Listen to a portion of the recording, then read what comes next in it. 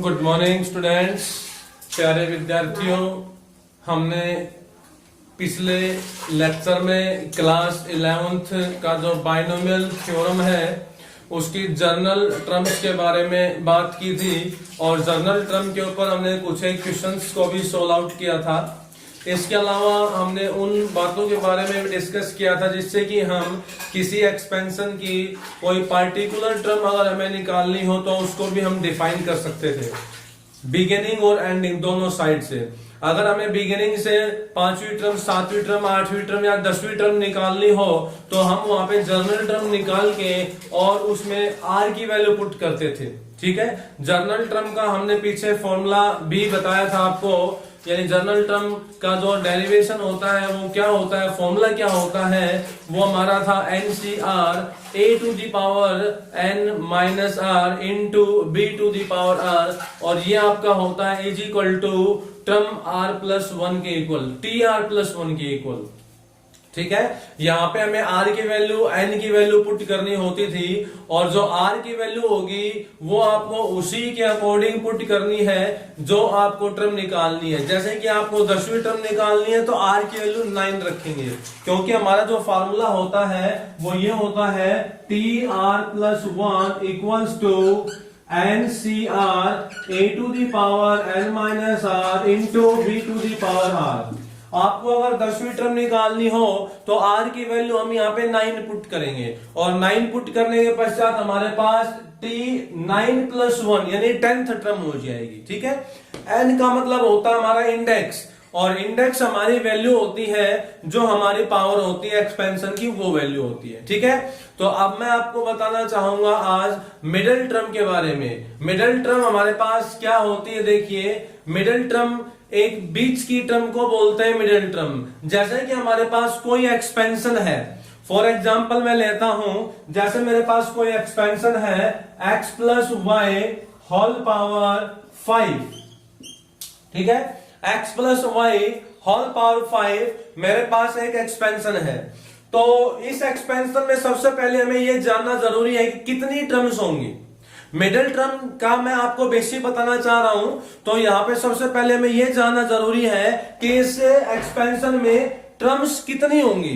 तो यहां पे टर्म्स कितनी होंगी इसके लिए हम एक छोटा सा फॉर्मूला जो हम पहले पढ़ चुके हैं, अगर हमें नंबर ऑफ टर्म्स निकालनी हो यहाँ पे तो उसकी जो पावर होती है उस पावर से एक ज्यादा होती है, यानी यहाँ पे नंबर ऑफ टर्म्स कितनी हो जाएंगे 6।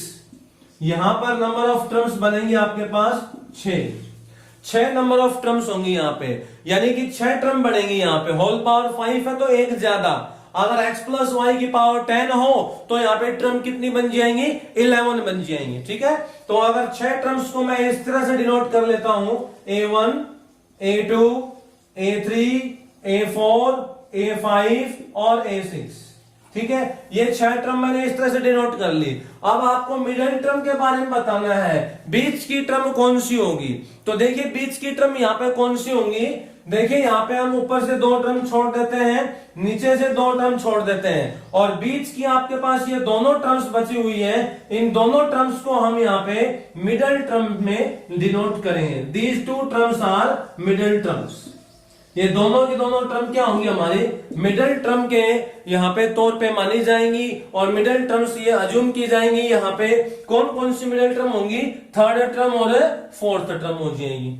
ठीक है, तो प्यारे विद्यार्थियों मिडिल टर्म हमें निकालनी हो तो यहाँ पे एक कॉन्सेप्ट तो मैंने आपको ये बताया है, अगर हमारे पास x प्लस वाई की पावर 5 है तो नंबर ऑफ टर्म्स यहाँ पे 6 हो जाएगी, और 6 टर्म्स मैंने अज्यूम कर ली इस तरह से हो तो यहाँ पे मिडिल टर्म आपकी क्या क्या बनेंगे, 3rd टर्म और 4th टर्म होगी। मिडिल टर्म 3rd टर्म और 4th टर्म होगी। और अगर आपके पास इसके बजाय यह आ जाए x plus y whole power 4 तो फिर यहाँ पे नंबर ऑफ टर्म्स कितनी होंगी आपके पास, कितनी टर्म बनेंगी इस एक्सपेंशन में। इस एक्सपेंशन में कितनी टर्म होंगी, 5 टर्म होंगी, और उन 5 टर्मों में आपको यह देखना होगा कि बीच की टर्म कौन सी है। तो ये तो ऑब्वियसली आप भी दिमाग लगा सकते हैं इस तरह का, अगर हमारे पास 5 टर्म है और बीच की टर्म पूछी जाए तो कौन सी होगी। जैसे कि 5 टर्म a1 है, A2 है, A3 है, A4 है और A5 है। तो मैं 2 टर्म ये छोड़ देता हूं, 2 ये छोड़ देता हूं, तो ये मेरे पास A3 बच गया। A3 होगा, ये क्या आ जाएगा, मिडल टर्म के रूप में लिखा जाएगा। This is a middle term. तो ये यहाँ पे आपके पास एक मिडल टर्म बन जाएगी A3, यानी तीसरी टर्म यहाँ पे मिडल टर्म होगी। मैंने यहाँ पे एक छोटा सा कॉन्सेप्ट लिया है, इस कॉन्सेप्ट से आपको समझाने की कोशिश कर रहा हूं और उसके बाद मैं आपको डायरेक्टली एक फॉर्मूला बताऊंगा, उस फॉर्मूले से आपको क्वेश्चन सोल्व आउट करने होंगे। तो यहाँ पे मेनली आपके पास नंबर ऑफ टर्म्स निकालने के लिए 2 तरह के क्वेश्चंस बनाए जा सकते हैं। 2 टाइप्स आपके पास होती है। एक टाइप तो ये होती है, यदि आपका ये इंडेक्स, यानी यहाँ पर पावर 5 है, ये आपका इंडेक्स होता है।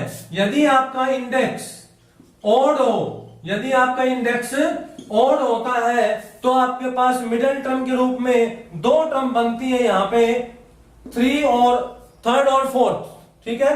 और यदि आपके पास ये इंडेक्स है, ये इंडेक्स हमारा इवन है, ये इंडेक्स हमारा क्या है यहाँ पे 4, यानी इवन नंबर है, तो यहाँ पे आपके पास मिडिल टर्म एक ही बनी है, 3rd टर्म A3, केवल 3rd टर्म आपकी यहाँ पे मिडिल टर्म के रूप में जनरेट करेंगे हम।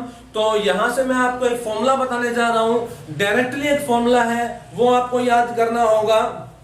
क्या फॉर्मूला है, देखिए, यदि आपके पास इस तरह का कोई एक्सपेंशन है x + a whole power n, और इस एक्सपेंशन में हमें मिडिल टर्म डिफाइंड करनी है, टू फाइंड मिडिल टर्म। तो मिडिल टर्म डिफाइंड करने से पहले आपको यह देखना होगा कि ये इंडेक्स जो है, ये जो n है, ये एक कैसी वैल्यू है।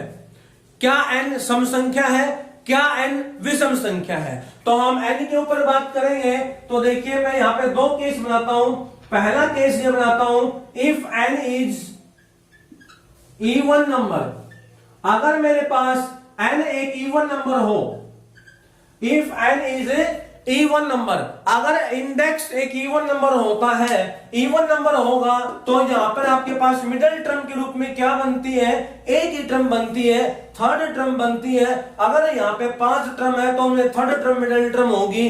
तो इसका यहाँ पे मैं फॉर्मूला बताना चाहूंगा आपको कि मिडिल टर्म कौन सी होगी। देखिए, तो आपके पास यहाँ पे जो मिडिल टर्म बनेगी वो हमारी हो जाएगी, इसमें अगर n इवन है तो हमें n/2 करना है और +1 करना है, n/2 + 1th। ये जो आपकी टर्म होगी n/2 + 1, यानी कि जैसे आपके पास यहाँ पे 4 था तो 4 को 2 से भाग करो और उसमें 1 जोड़ो, यहाँ पे 2 से 2 कैंसिल हो गया, 2 + 1। 3rd टर्म जो होगी आपकी, वो आपकी क्या बनेगी, मिडिल टर्म बनेगी। 3rd टर्म क्या होगी आपकी, मिडिल टर्म होगी। तो उसी तरह से ये आपका फॉर्मूला इसी की तर्ज पे बनाया गया है। अगर आपके पास n एक इवन नंबर होगा तो यहाँ पे मिडिल टर्म क्या बनेगी, इसको n को 2 से भाग कर दीजिए, उसमें 1 जोड़ दो, और वो जो टर्म होगी, उतने नंबर की जो टर्म होगी वो मिडिल टर्म होगी, ठीक है। n/2 + 1th term, n/2 + 1th term is middle term हो जाएगी यहाँ पे। दूसरा केस यहाँ पे हम बना सकते हैं कि अगर n का मान ओड आ जाए, इवन की जगह पे ओड हो जाए, तो आपके पास क्या रिजल्ट आएगा। देखिए, if n is odd number, अगर हमारे पास इंडेक्स जो है वो ऑड नंबर आ जाए, यानी जो इसकी पावर जो है एक्सपेंशन की, ये जो n की वैल्यू है, ये आपके पास अगर ऑड हो जाए तो हमारे पास मिडिल टर्म क्या क्या बनाई जा सकती है। देखिए, अगर ऑड हो जाएगा तो मिडिल टर्म हम यहाँ पे 2 बना सकते हैं। अगर आपके पास 5 है तो मिडिल टर्म 3rd भी होगी और 4th भी होगी।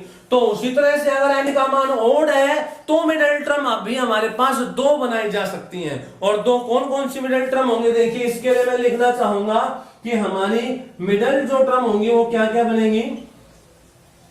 हमारी मिडिल टर्म यहाँ पे हो जाएगी। देखिए, एक तो आपको ऑड नंबर दिया हुआ है n का मान, तो 2 से भाग आप डायरेक्ट नहीं कर सकते, उसमें 1 जोड़ के फिर 2 से भाग करना होगा। तो हमें, मैं ऊपर लिख देता हूं, यहाँ पे, यहां से मैं ऊपर लिख देता हूं, इसके बाद में यहाँ पे, तो आपकी मिडिल टर्म क्या बनेगी। देखिए, middle term is, middle terms are n + 1/2th term एक तो ये टर्म हो गया आपकी मिडिल टर्म, दूसरी टर्म इसमें एक जोड़ दो n+1/2 प्लस 1th टर्म, ये दोनों की दोनों टर्म आपकी मिडिल टर्म के रूप में मानी गई है, मिडिल टर्म के रूप में ये होंगी। तो ये आपको दो फॉर्मूले आपको अच्छी तरह से कंठस्थ याद होने चाहिए।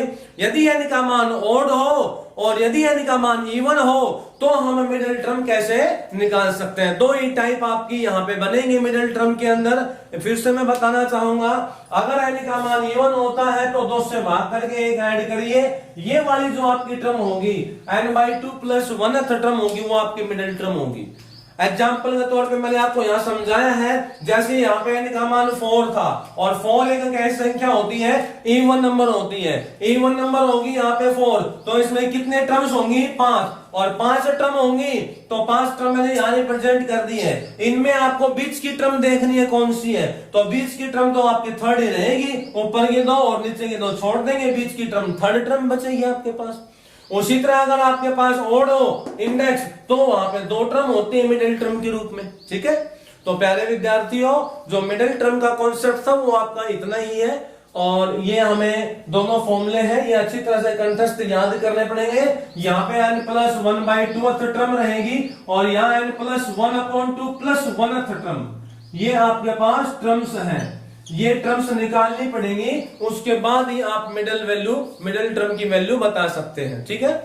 अब मैं आपको एक क्वेश्चन के बारे में डिस्कस करना चाहूंगा। एक स्टूडेंट की प्रॉब्लम आई है कि अगर हमें कोई एक स्टेटमेंट दी गई है और उसको डिविजुअल सिद्ध करना है तो हम किस तरह से सिद्ध कर पाएंगे, using binomial theorem. Binomial theorem को प्रयोग करते हुए हमें उसको सोल्व करके दिखाना है। देखिए हमारे पास क्या क्वेश्चन है।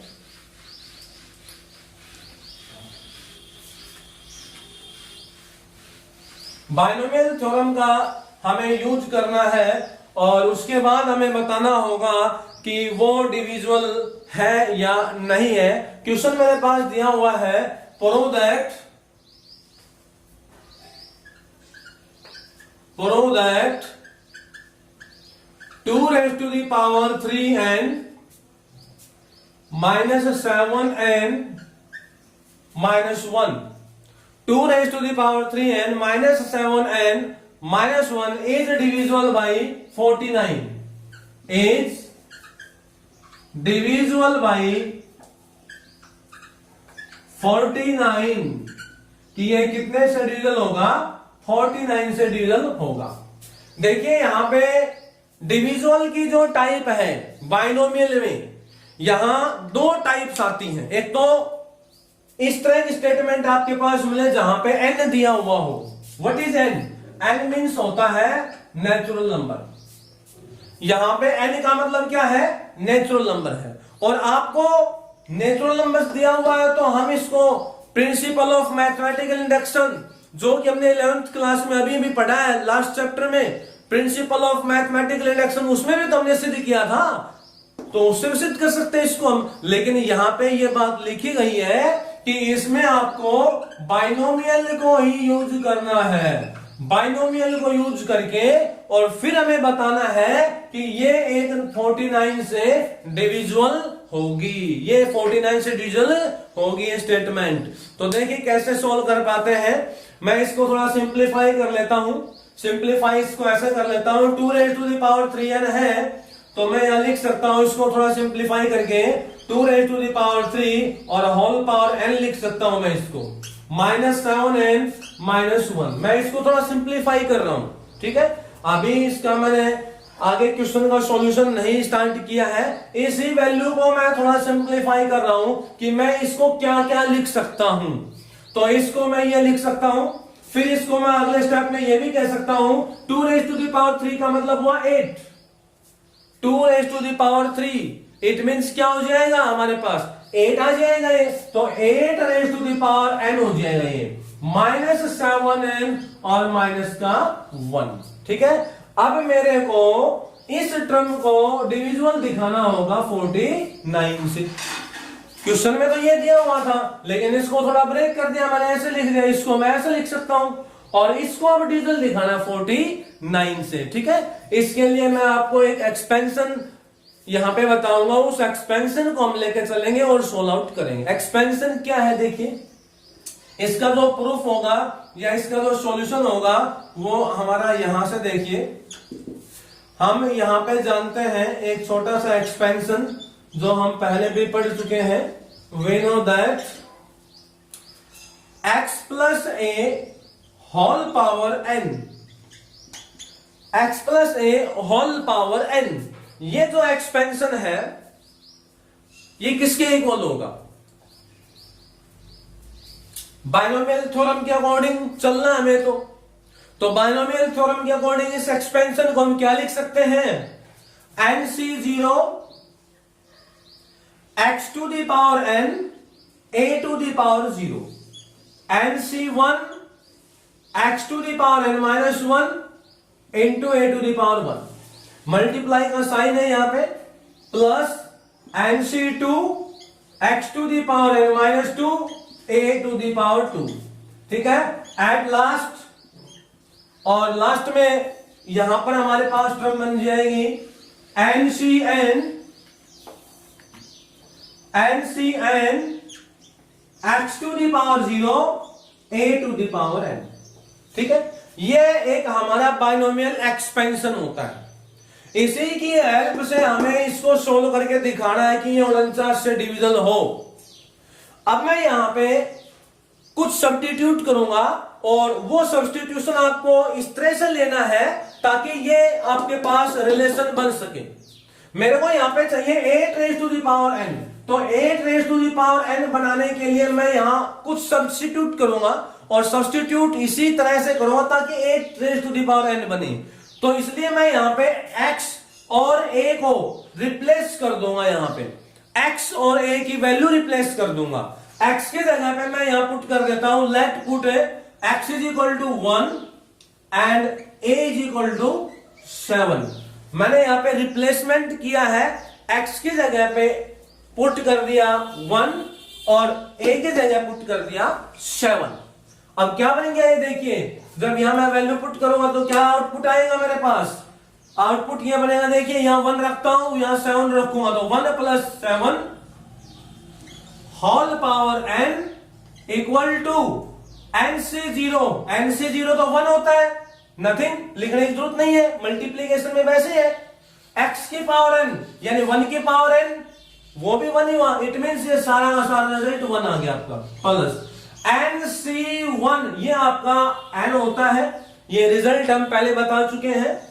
x की जगह पे मैं 1 रखूंगा तो 1 ही रहेगा, a की जगह पे मेरे को 7 रखना है तो 7 आ जाएगा। ये nc2, ये कांस्टेंट टर्म है, इसको एज इट इज ही रखिए, फोल्ड करने की जरूरत नहीं, इसको थोड़ा एब्रीवेट में रखो। x की वैल्यू 1 रखें तो 1 ही आएगा और a की जगह पे 7 स्क्वायर आ जाएगा। इसी तरह से अगर अगली टर्म लिखना चाहें तो nc3 7 क्यूब, इससे अगले लिखना चाहो nc4 7 टू द पावर 4, और एट लास्ट में आपके पास है ncn और यहां आ जाएगा 7 टू द पावर n। तो ये हमारे पास लास्ट की टर्म रहेंगी इस तरह से, ठीक है। अब इसको थोड़ा सा आगे और सिंप्लीफाई कर दे, 2 स्टेप का क्वेश्चन आपके पास बच गया है, आगे और सिंप्लीफाई करना चाहूंगा मैं। यहां पर देखिए 49 से मेरे को डिविजन करना है इसको, तो 1 प्लस 7 तो हो गया 8 raise to the power n, ये 1 प्लस में 7n आ जाएगा, गुणा करेंगे तो plus nc2 7 square, nc3 7 cube, nc4 7 to the power 4 और लास्ट में ncn 7 to the power n।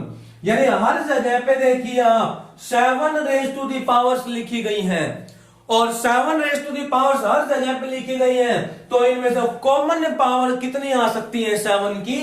तो वो आपके पास मैं यहां लिखना चाहूंगा 7 स्क्वायर कॉमन आ जाएगा मेरे पास। यहां से हर जगह पे आपके पास 7 स्क्वायर मिलेगा और 7 स्क्वायर यहां भी है, यहां क्यूब है, यहां पावर 4 है, तो हर जगह पे 7 स्क्वायर है, तो 7 स्क्वायर कॉमन ले लिया।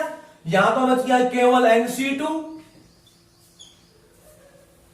केवल nc2 मेरे पास बचेगा इसमें, nc2। आगे की टर्म में nc3 गुणा में एक बार 7 बच जाएगा, क्योंकि पावर 3 थी, 2 पावर में ले चुका हूं बाहर। आगे NC4 और यहां 7 टू दी पावर 4 है, तो 7 स्क्वायर बचेगा। और लास्ट में जो मेरी टर्म है वहां पर देखें क्या आउटपुट आता है, क्या बचता है, NCN और 7 टू दी पावर n था यहां पे, और मैंने 7 स्क्वायर कॉमन लिया, 7 स्क्वायर कॉमन लिया है, यानी 2 पावर बाहर आई है, तो यहां बच जाएगी 7 टू दी पावर n-2। ठीक है, क्लियर। अब प्यारे विद्यार्थियों, हमें डिविजुअल किसको करना था, इस टर्म को 8 raise to the power n-7n-1 को, इसको डिविजुअल करना था 49 से।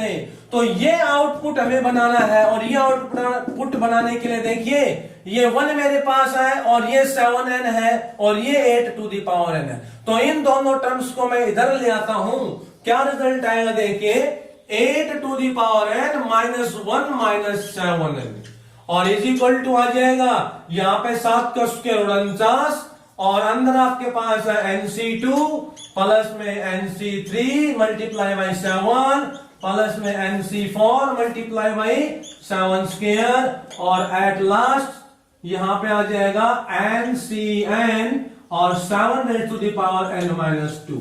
ठीक है, तो प्यारे विद्यार्थियों, यहां पे NCN की वैल्यू आप पुट ही कर दीजिए, इस NCN की वैल्यू 1 रख दीजिए। ठीक है, 1 इंटू में। अब आप खुद देख सकते हो कि यहां पे जो आपका ये जो रिजल्ट आया है 8 टू दी पावर n-1 -7 है, ये रिजल्ट इसके बराबर है, और ये जो वैल्यू है इस वैल्यू के मल्टीपल में क्या है, 49 है। मल्टीपल में इसके 49 यहां बाहर गुणा में है, यहां ये कॉमन लिया हुआ है 49, हमने कॉमन लिया हुआ है 49। इट मींस ये वाली जो टर्म है ये कितने से डिविजल होगी, 49 से डिविजल होगी, 49 से डिविजल होगी, और ये सारी की सारी टर्म किसके इक्वल हुई, इसके इक्वल हुई। तो हम लास्ट में कह सकते हैं therefore 8 raise to the power n-1 -7n, यही टर्म बन गई आपकी, और ये किससे डिविजल होगी, 49 से डिविजल होगी। तो हम लास्ट में कह सकते हैं कि हमारी स्टेटमेंट ये थी 2 raise to the power 3n -7n और माइनस का 1 इज ऑल्सो डिविजिबल बाई 49। ठीक है, ये आपका क्वेश्चन है। यहाँ पे डिविजिबल की जो टाइप थी वो इस तरह से आपको करनी होगी। ठीक है, ये हमारी डिविजिबल की एक सिंपल टाइप थी, और थोड़ी सी कॉम्प्लेक्स टाइप एक और है, उसके बारे में मैं बताना चाहूंगा आपको। तब तक आप 1 मिनट के लिए करके देखें प्यारे विद्यार्थियों, इसको करें, देखें करके। अभी मैं आता हूं, इसकी कॉम्प्लेक्स एक टाइप और है वो और करवाऊंगा।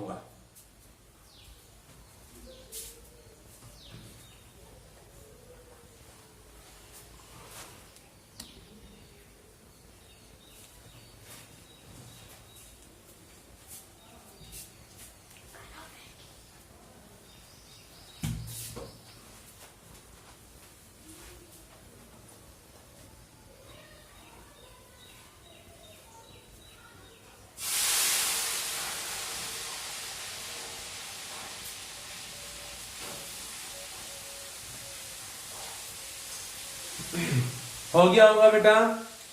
अगर फिर भी कोई डाउट है तो आप पूछ सकते हो। इस तरह के हमारे पास कई क्वेश्चन है, कम से कम 3-4 क्वेश्चन होंगे, एग्जाम्पल भी मिलेंगे इस तरह से।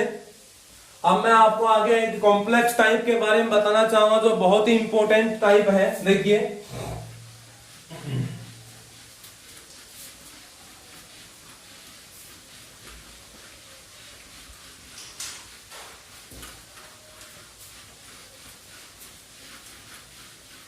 अगली जो हमारी टाइप होगी वो ये है बेटा कि हमें क्वेश्चन दिया गया है कि 7 raise to the power 9 plus 9 raise to the power 7 is divisible bye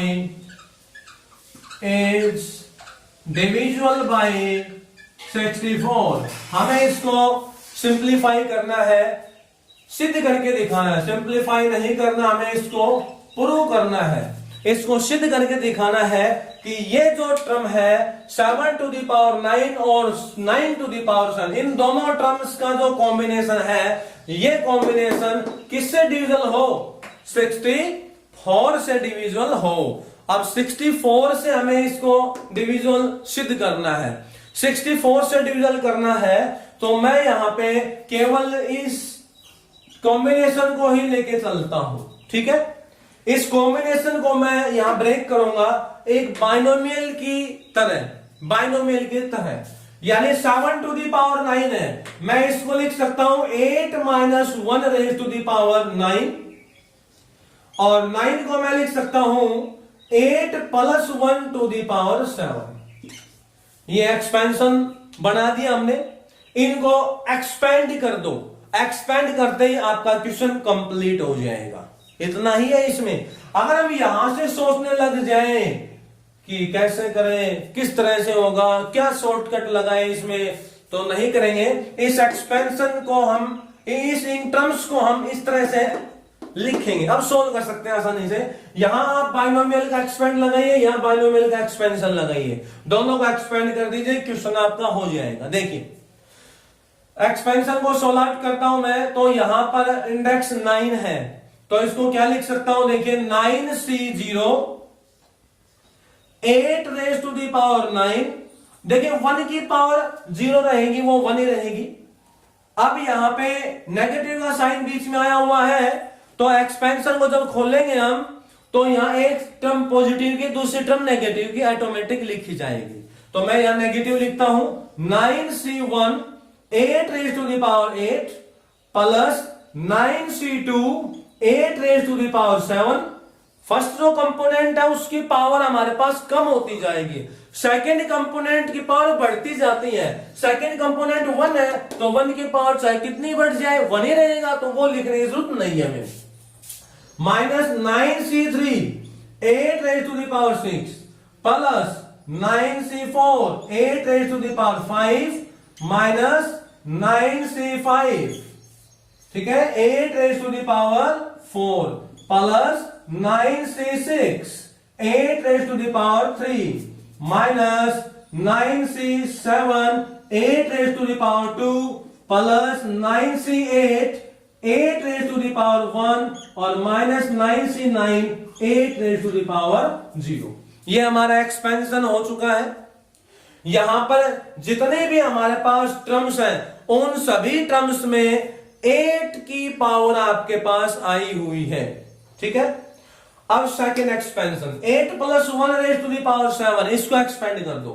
7C0 8 raise to the power 7, 1 की पावर आपको लिखने की जरूरत नहीं है, plus 7C1 8 raise to the power 6, 7C2 8 raise to the power 5, 7C3 8 raise to the power 4, 7C4 8 raise to the power 3, 7C5 8 raise to the power 2, 7C6 8 raise to the power 1, 7C7 8 raise to the power 0।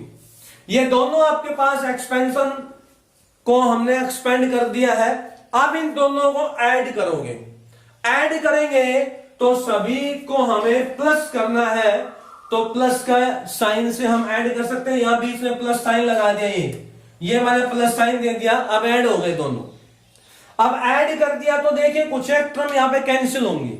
यहां देखो 7C7 होता है 1 के बराबर, और 8 raise to the power 0 भी 1 ही हुआ, तो ये आपका क्या बन गया, 1 बन गया पॉजिटिव का।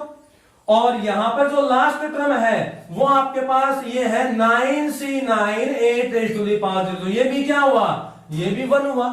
और इसके आगे नेगेटिव साइन, तो ये नेगेटिव का 1 और ये है पॉजिटिव का 1, तो ये इससे कैंसिल हो जाएगा, यानी ये टर्म तो आपकी कैंसिल होगी, ठीक है। अब हमें जो प्रूव करना है वो 64 से डिविजन सिद्ध करना है, 64 से। 64 का मतलब कितना हुआ, 8 raise to the power 2, 8 raise to the power 2। अब देखिए प्यारे विद्यार्थियों, हमें इस एक्सपेंशन के सॉल्यूशन में से अगर 8 का स्क्वायर कॉमन मिल जाता है तो हम दिखा सकते हैं कि ये आपके पास जो कॉम्बिनेशन है ये 64 से डिविजन है। तो अगर आपको यहां पे 8 raise to the power 2 common मिले तो हम ऐसा करेंगे। तो देखते हैं कॉमन मिलता है या नहीं। तो यहां देखिए 8 रेज टू द पावर 9 है, तो यहां पे मिल जाएगा हमें कॉमन, क्योंकि हमें केवल 2 ही पावर चाहिए। यहां पर तो 9 पावर है, यहां पर भी है आपके पास, यहां पे भी, यहां पे भी, यहां पे भी, यहां पे भी, यहां पे भी, यहां पे भी। अब यहां एक टर्म बच गई 9C8, यहां पर एक टर्म आपके पास बच गई है 9C8 और गुना में 8। इसमें आपके पास 8 का स्क्वायर नहीं मिलेगा कॉमन, तो हम इसको अलग से रख लेंगे, इसको अलग से रख लेंगे। बाकी आपके पास यहां से लेके और यहां तक जो भी टर्म बच गई ये सारी 8 स्क्वायर से डिविजिबल हो गई।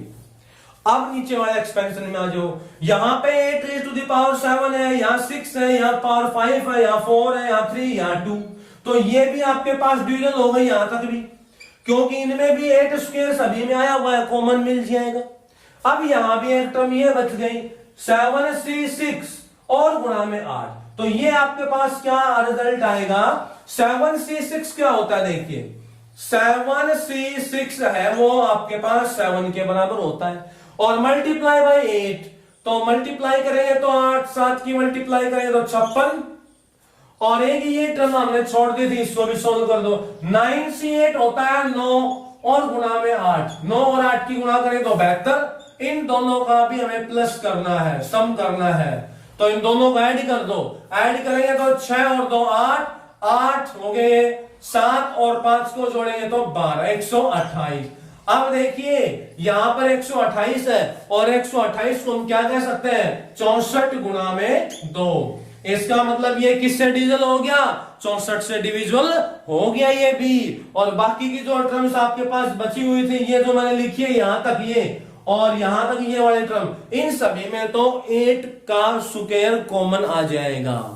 तो हमें करना कैसे होगा क्वेश्चन, करना आपको ऐसे है कि इन सभी में से 8 raise to the power 2 common ले लो, जो बच जाएगा वो पीछे लिख दो, प्लस ये बचेगा 64 गुणा में 2।